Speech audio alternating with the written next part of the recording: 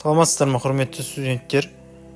Мен Әміре Бабай Нұрадинұлы, Қазалы аграр-техникалық колледжінің арнаулы пән оқытушысымын. Бүгінгі біздің сабағымыздың тақырыбы металл плазмалық доғалы кесу. Бұл сабақ барысында плазмалық доғалық дәнекерлеу және кесу негіздерін, қауіпсіздік ережелерін толығымен меңгеретін боламыз. Металлды плазмалы доғалы кесу негізгі қысылған доғаны металлға балқыта отырып терең ендіру, доға металлды кесу сызығы мен доға разрядын балқытады. Қысылған доға жоғары температураның әсерінен доғалы разряд арқылы өтіп, қатты иондалады. Плазма ағыны түзеді. Плазмалы кескіш, қуат кабелі, ауа шлангысы, электр және сығылған ауа өтетін түтік, және бекіткіш болып табылатын оң клемма.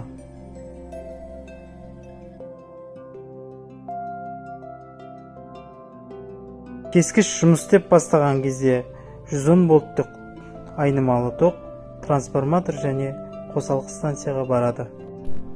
Ал ол ток күшін өзгертіп, тұрақты токқа айналып, кескіш басына барады. Сығылған ауа да осымен бірге барады. Газ бен ауа қосылғасын бұл плазмаға айналады. Плазма кескіш басында 2000 км сағатына жылдамдықпен шығады. Ал плазма температурасы болатын болса 10.000 градус Цельсийға барады. Ол металлды бір мезетте балқытып кесе алады. Осының арқасында біз металлдарды тез кесе аламыз.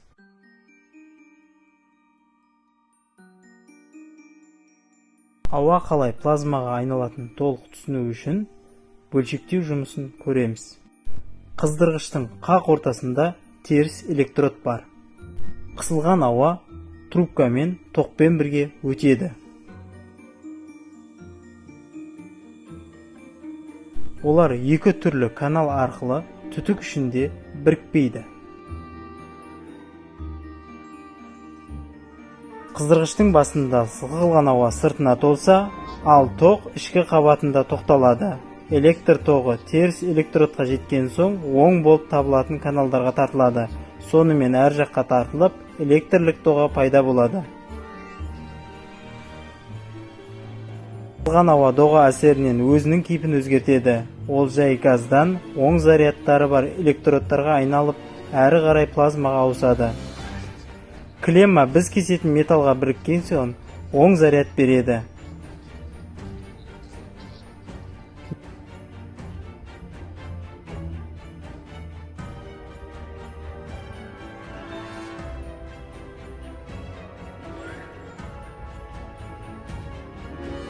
Металға қыздырғышты жақындатқанда металдың оң заряды одан сайын көбейеді.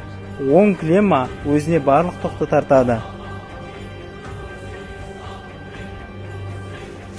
Көріп тұрғанымыздай, плазмалы доғалы кескіш құрылғысы өте пайдалы құрылғы болып саналынады. Металдарды кесу барысында жақсы кеседі және ешқандай шоқ қалдырмайды. Сондықтан да плазмалы доғалы кескішті қолдану барысында ең негізгі қатаң сақтайтын мәселе ол қауіпсіздік ережесі болып саналынады. Сонымен қауіпсіздік ережесіне тоқтала кетсек.